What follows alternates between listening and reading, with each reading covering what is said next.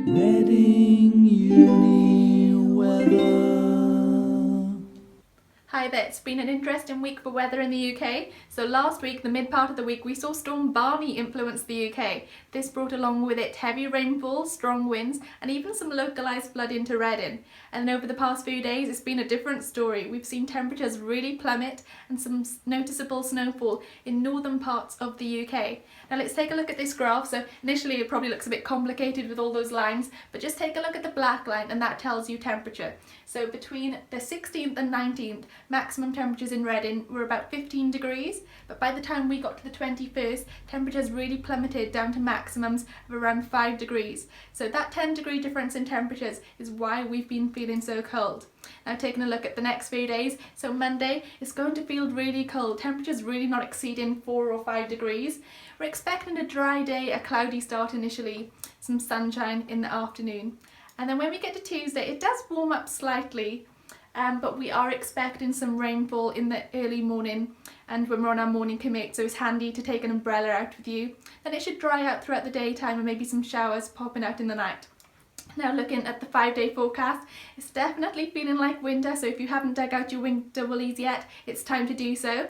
Average temperatures for November in Reading are around 9 degrees for the maximums, 3 degrees for the minimums. So as you can see, temperatures are around normal for this time of year. Also, interestingly, November usually has its second highest amount of rainfall in Reading, and this month we've seen really lack of rainfall. So even though it's feeling cold, at least it's not too wet. Now I'm going to hand you over to Richard. Thank you, Sabrina. So since thoughts of winter weather are on our minds after the recent Arctic blast, let's just have a look at some of the problems and challenges in forecasting winter precipitation, in particular where snow and rainfall. And now this really depends upon where at the surface the temperature rises above freezing, and forecasting exactly when and where this occurs can be a real challenge and often is a pain for forecasters in the winter. It's important to note that actually most of our precipitation in the winter initially starts off as snow. It forms in the clouds that are generally below freezing, however usually it melts in the lowest layers of the atmosphere where temperatures are above freezing, and this falls as rain, which is what we usually expect in the winter. However, it really only takes a small temperature difference at the surface for this snow to remain frozen, and this is when we end up with snow at the surface. This, as we know, can cause significant problems with travel and transport, as well as closure of airports, and significant problems in towns and cities. But these aren't the only two forms of precipitation that we can expect. Freezing rain can also occur. Now this is generally relatively rare in the UK, however, what we need is a temperature inversion in the atmosphere. We need a warm layer of air in the middle part of the atmosphere which melts any snow that falls through it, and then closer to the surface we need a colder layer of air. And as the rain falls through this, it becomes supercooled, meaning it's liquid but it's below freezing in temperature. So when it touches something on the ground, it instantly freezes and forms a layer of ice. Now this can be very problematic for travel and cars on the roads, as it creates very slippery surfaces and very dangerous driving conditions. As well as this, we can also have something called graupel falling from the sky. Now what we need is a smaller, thinner, warm layer of air which melts the snow that falls through it, and a much thicker, denser layer of cold air.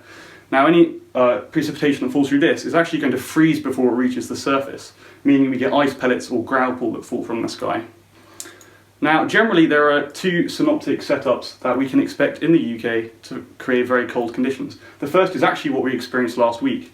We had a large area of low pressure over to the east, over Europe, and out in the west towards the Atlantic we had a large area of high pressure.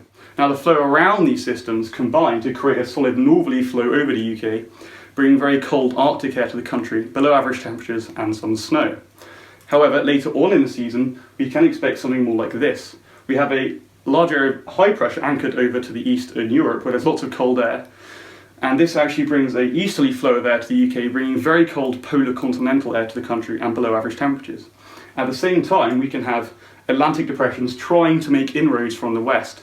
As their fronts bump into this cold air, any precipitation that falls is likely to fall as snow, and this can actually produce some of the biggest snowfalls of the season.